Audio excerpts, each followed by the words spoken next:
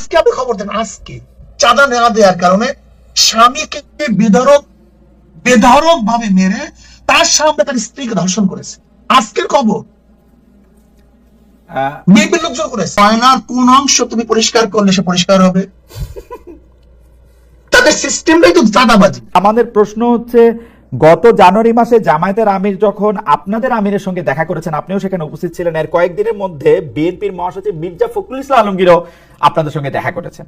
তখন আপনাদের সঙ্গে বিএনপি মোটের উপর 10টি বিষয়ে একমত হয়েছিল, এমন প্রতিবেদন আমরা পত্রপত্রিকায় দেখেছি, কিছুটা আপনাদের মুখে বা বিএনপির মুখেও শুনেছি। এর মধ্যে ছিল ফেসিবাদ বিরোধী শক্তিগুলি একে অপরের বিরুদ্ধে আঘাত করে কথা বলবে না।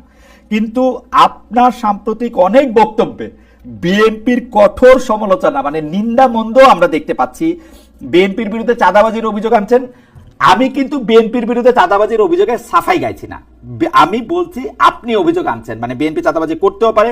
বিএনপির দলীয় কোন্দল নিয়ে আপনি খোঁচা দিচ্ছেন। আপনি বলছেন বিএনপির হাতে দেশ নিরাপদ নয়, জিয়াউর রহমানের আদর্শ দেশের মানুষ দেখতে চায় না, আপনি এটাও বলেছেন। বিএনপির প্রতি আপনারা হঠাৎ ক্ষিপ্ত হলেন কেন? শায়েকে চরমনাই না, দেখেন, বিএনপির উপরে আমি ক্ষিপ্ত হইনি, জনগণ ক্ষিপ্ত হয়েছে। আমি যেহেতু জনগণের মুখপাত্র হিসেবে সেটা ব্যক্ত করি। দেখেন, আচ্ছা, আসলে মূল প্রবলেমটা কোথায়? আমরা একই সাথে আন্দোলন করেছিলাম দেশকে গড়ার জন্য, মানুষকে শান্তি দেওয়ার জন্য, মুক্তি দেওয়ার জন্য। জিয়াউর রহমান আদর্শ নিয়ে তারা বক্তব্য দেয়, জিয়াউর রহমান এই ছিলেন সেই ছিলেন, সেটুকু একজন বক্তব্য শুনলাম। আমি বলেছি জিয়াউর রহমান সাহেবের আদর্শ নিয়ে বক্তৃতা দেন, আর আপনারা যদি এই কাজ করেন তাহলে জিয়াউর রহমান আদর্শ কেউ মানবে? কথা ঠিক না? আমরা খুনের বিরুদ্ধে আন্দোলন করেছি, আপনারা নিজেরা যদি খুন করেন তাহলে আপনাদের বক্তব্য কেউ শুনবে? আপনারা চাঁদার বিরুদ্ধে আন্দোলন করেছে, এখন আপনারা যদি চাঁদা তুলেন তাহলে আপনাদের কেউ ক্ষমতায় নিবে? দেখেন, আমাদের মূল কাজটা কি? রাজনীতি কেন করি খালিদ ভাই? রাজনীতি করে মানুষকে শান্তি দেওয়ার জন্য, মুক্তি দেওয়ার জন্য, মানুষের অধিকারকে প্রতিষ্ঠিত করার জন্য। কে কিসের জন্য করে জানি না, আমি তো এর জন্য।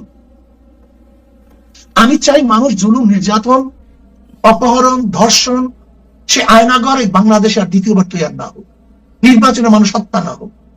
আমার মা, আজকে আপনি খবর দেন, আজকে চাঁদা নেওয়া দেওয়ার কারণে স্বামীকে বেধড়ক ভাবে মেরে তার সামনে তার স্ত্রীকে ধর্ষণ করেছে।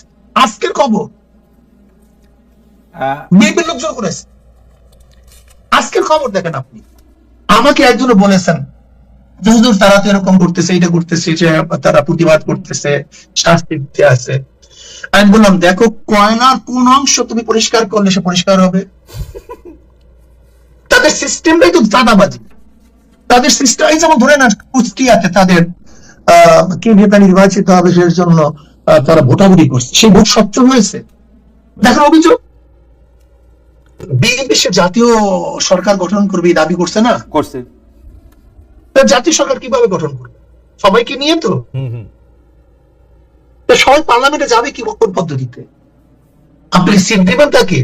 না, পার্লামেন্টেই যাইতে হবে জাতীয় সরকার করতে, তা না, মানে আপনি সরকারে অন্তর্ভুক্ত করতে পারে আপনাদেরকে। সব দল নিয়ে তো ভাই, আপনি তো মন্ত্রিত্ব দিবেন না আমাকে। কয়টা দিবেন মন্ত্রিত্ব? কয় দলকে দিবেন? 40টা দিল। পার্লামেন্ট জাতীয় সরকারের জন্য প্রয়োজন হলো সব দলের অংশগ্রহণ। যদি পিআর সিস্টেম নির্বাচন করেন তাহলে সব মানুষ সেখানে যেতে পারবে, সব মতের মানুষ যেতে পারবে। তাই বিএনপি যেহেতু জাতীয় সরকারের কথা বলছে, তার তো উচিত প্রথম পিআর সিস্টেম নির্বাচন করা। এটা ভালো কথা বলছেন। আর পিআর সিস্টেম নির্বাচন করলে সমস্ত আদর্শ মানুষ সেখানে যেতে পারবে। সমস্যা কোথায়?